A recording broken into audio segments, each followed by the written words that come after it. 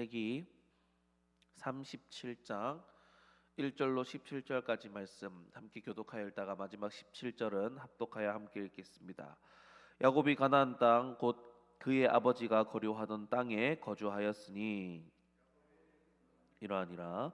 요셉이 17세의 소년으로서 그의 형들과 함께 양을 칠 때에 그의 아버지 아내들 비라와 실바의 아들들과 더불어 함께 있었더니 그가 그들의 잘못을 아버지에게 말하더라.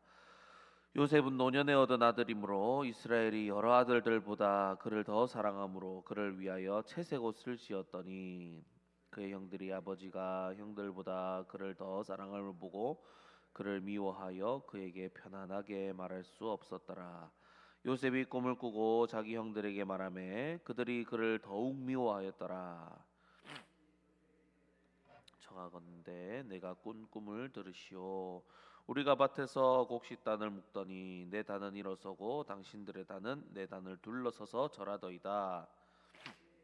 그에게 이르되 네가 참으로 우리의 왕이 되겠느냐 참으로 우리를 다스리게 되겠느냐 하고 그의 꿈과 그의 말로 말미암아 그를 더욱 미워하더니 요셉이 다시 꿈을 꾸고 그의 형들에게 말하여 이르되 내가 또 꿈을 꾼즉 해와 달과 11별이 내게 절하더이다 하니라.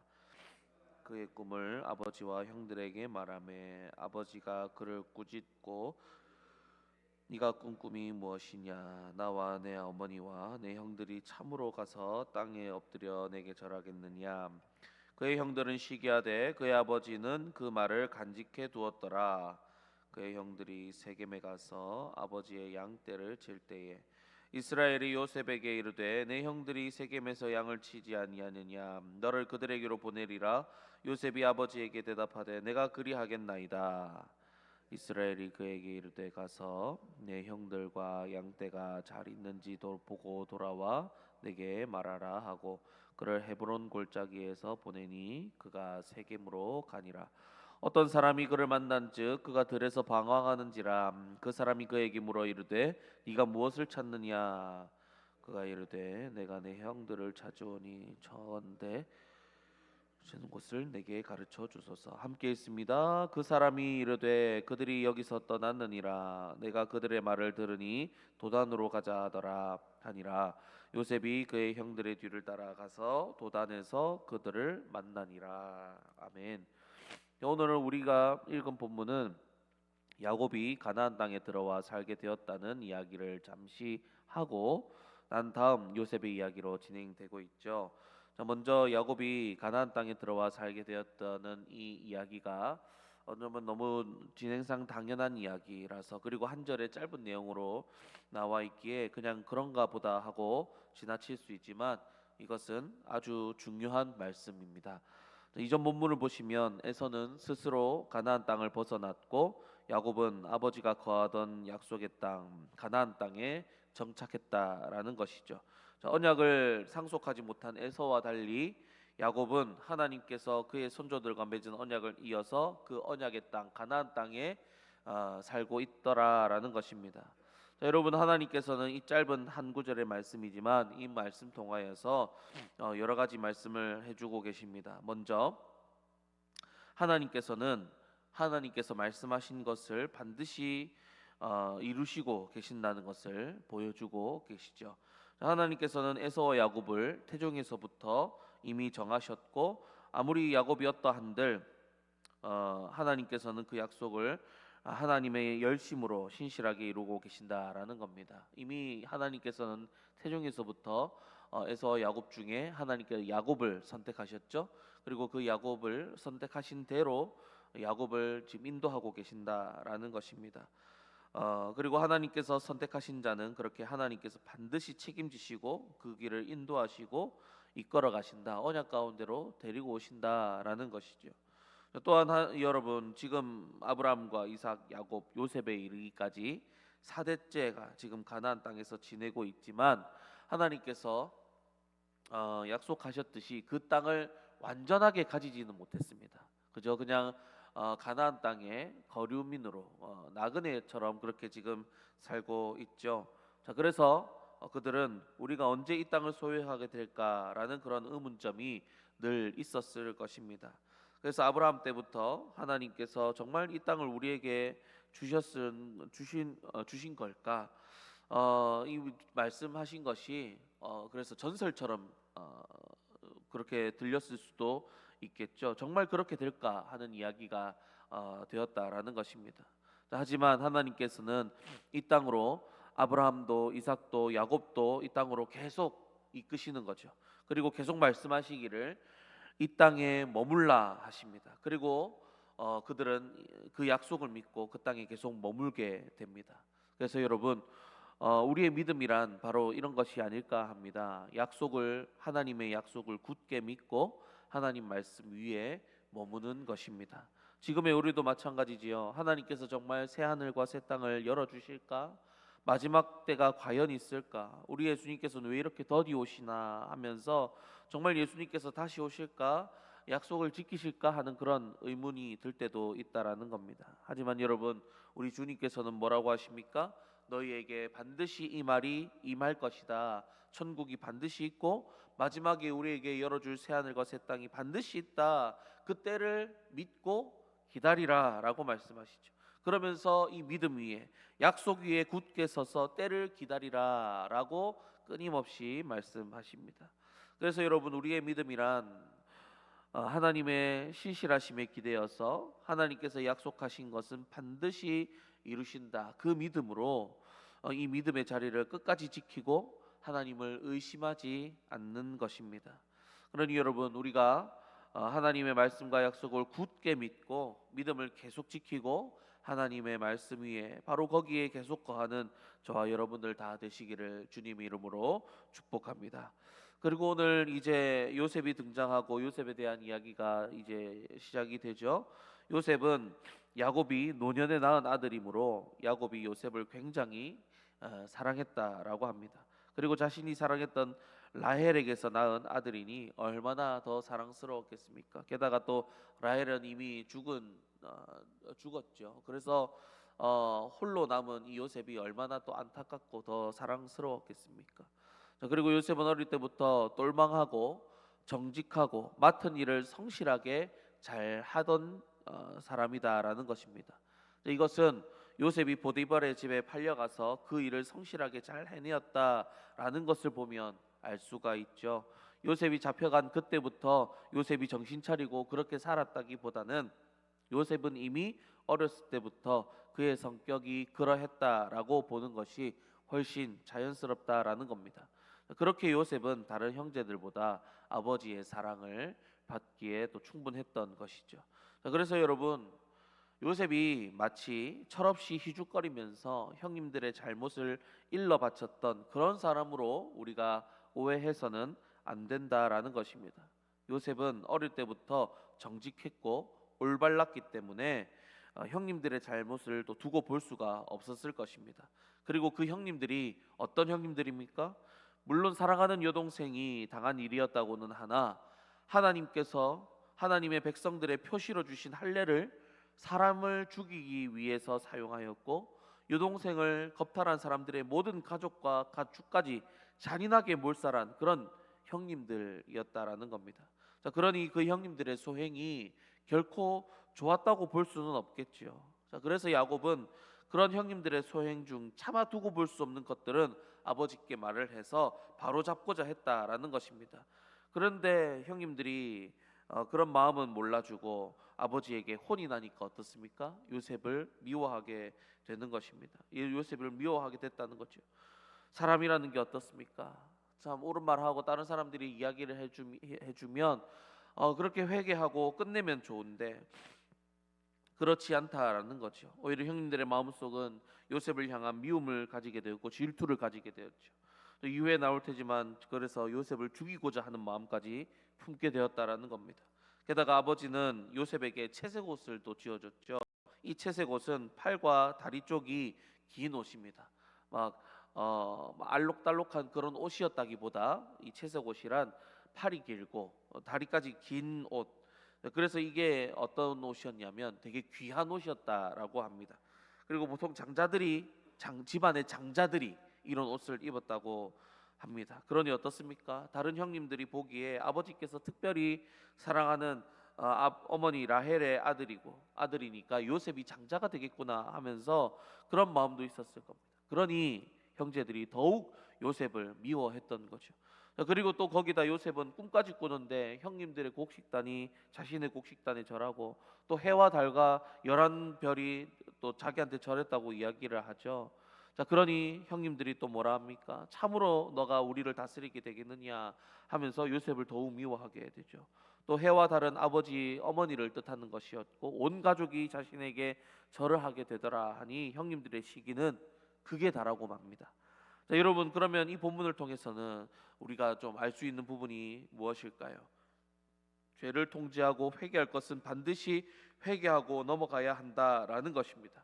자, 요셉의 형님들을 보시기 바랍니다. 그들의 잘못을 요셉이 말했다면 그때 고치고 회개하고 끝냈어야 하는 것입니다. 하나님 앞에서 해결하고 끝냈어야 하는 것이죠. 그런데 그들은 죄를 통제하지 않고 오히려 동생에 대한 질투와 분노로 연결시켜 버렸습니다. 그래서 결국 동생을 죽이고 싶은 마음으로 연결되죠. 그래서 여러분, 죄는 우리가 반드시 멀리하고 통제해야 한다라는 것입니다. 죄의 비참함에 대해서 우리가 오늘 이 본문을 통해서 알 수가 있죠. 그리고 여러분, 결국 야곱이 자식에 대해서 편애를 한 것은요, 자식들의 죄성에 불을 지핀 꼴이 되었다라는 겁니다. 물론 야곱이 요셉을 그토록 사랑할 수밖에 없었던 것은 충분히 이해가 되지만 그렇다고 이렇게 지혜롭지 못하게 요셉을 편애했다는 것은 야곱의 잘못이었습니다. 그래서 여러분, 이 본문을 통해서 우리가 또 깨닫는 바는 뭐냐면 우리가 하나님의 지혜를 하나님께 지혜를 구하고 내 마음대로 하는 것이 아니라 내 뜻대로 내 마음 가는 대로 하는 것이 아니라 하나님께 지혜를 구하고 늘 무엇이든지 하나님 뜻을 구하면서 하나님께 지혜를 구하면서 나아가야 한다라는 것입니다. 우리가 다르게 생각해 보면 야곱은 마음을 다스리고 하나님께 지혜를 구하여 요셉이 형님들에게 사랑받는 동생이 되도록 중간에서 조율해 줄 수도 있었을 것입니다. 그런데 그도 자신이 마음 가는 대로 좋은 대로 했다는 면에서 죄를 지은 것이죠. 이처럼 내 마음, 내 좋은 대로 하는 것이 아니라 우리는 항상 주님께 지혜를 구하고 하나님 뜻대로 하나님 좋아하시는 것을 쫓아서 살아가야 하고 행동하고 말해야 한다라는 것이죠. 요셉도 하나님의 말씀을 받았고 꿈에 대해서 나누고 싶었고 분별하고 싶었겠지만 지혜가 없었습니다. 하나님께서 주신 계시니까 이 꿈에 대해서 다른 사람들에게 막 들고 갈 것이 아니라 형님들에게 들고 갈 것이 아니라 처음부터 하나님께서 주신 계시니까 하나님 이게 무슨 뜻입니까 하고 하나님께로 먼저 나아갔다면, 그리고 형님들한테 막 떠올리는 게 아니라 아버지한테라도 가가지고 아버지 이게 무슨 뜻입니까 라고 물어봤다면 얼마나 좋았을까요? 그래서 요셉도 자신이 옳고 똑바른 것 좋은 것이었지만 요셉도 지혜롭지 못했다라는 것입니다. 여러분, 사실 남 이야기 같지만 이 모든 이야기들은 우리네 이야기입니다. 우리는 얼마나 지혜가 없는지 모릅니다. 우리도 이처럼 날마다 실수하고 넘어지죠. 내가 바르고 옳고 똑바른 것으로 다른 사람들에게 상처를 주고 합니다. 그래서 우리 지혜 없음으로 다른 사람들의 관계를 무너뜨릴 수 있다라는 거죠. 그래서 여러분, 우리는 날마다 모든 순간마다 우리 주님을 의지하고 주님께 지혜를 구하며 말하고 행동해야 한다라는 것입니다. 보소서 주님, 나의 마음을 선한 것 하나 없습니다. 그러니 나를 새롭게 하시고 주님의 마음을 허락해 주시고 주님의 지혜를 허락해 주시옵소서 하면서 그렇게 날마다 겸손하게 주님께 나아가 지혜를 구하고 그 말씀대로 그 지혜대로 살아가는 우리가 되어야 한다라는 것이죠. 자, 이제 마지막으로 여러분, 요셉이 형님들을 찾아 나선 이야기로 오늘 본문 말씀이 끝납니다. 야곱은 자신들의 아들들이 세겜 지역으로 양을 치러 갔다라는 소식을 듣고 많이 불안했습니다. 왜냐하면 세겜 지역은 어떤 지역이었습니까? 그들이 자신의 자식들 요셉의 형님들이 자신의 여동생 사건으로 말미암아 잔인한 사륙을 벌인 지역입니다. 그래서 세겜은 이 야곱의 자식들, 이 요셉의 형님들이 세겜에 오기를 벼르고 있을 수도 있었던 곳이죠. 그래서 야곱은 이 요셉의 형님들이 너무나 걱정되었던 것입니다. 이에 야곱은 요셉을 형님들에게 보냅니다. 자, 그런데 이 거리가 꽤나 긴 거리입니다. 80km 되는 정도 되는 거리라 3, 4일쯤 가야 되는 거리였다라는 거죠. 자, 그런데 요셉은 아버지의 말에 순종하여 그 길을 가게 됩니다. 자, 그런데 참 아이러니하게도 형님들은 요셉을 보고도 안녕이라고 인사도 하지 않았는데 요셉은 지금 형님들의 안녕을 물으러 그 먼 길을 마다하지 않고 가고 있다라는 것입니다. 자, 오늘 4절 말씀 보시면 형들이 아버지가 형들보다 그를 더 사랑함으로 보고 그를 미워하여 그에게 편안하게 말할 수 없었다라고 나오죠. 자, 이것은 형들이 아버지의 눈치를 보는 것이거나 또 동생이 또 자신들의 잘못을 잃을까봐 막 동생의 눈치를 보는 바람에 그렇게 편하게 말할 수 없었다라는 그런 뜻이 아니라요.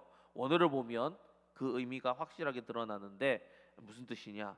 그에게 편안하느냐 안녕이라고 인사도 안 했다라는 것입니다. 히브리 사람들은 우리가 안녕하고 인사하는 것처럼 서로에게 어떻게 인사하냐면 샬롬하고 인사하는 것입니다. 그런데 그 형들은 요셉에게 어떻다고요? 샬롬이라고 인사도 안 했다는 겁니다. 집에서 맨날 마주치는데 형님들은 어떻게 했다고 요셉을 무시했다라는 겁니다.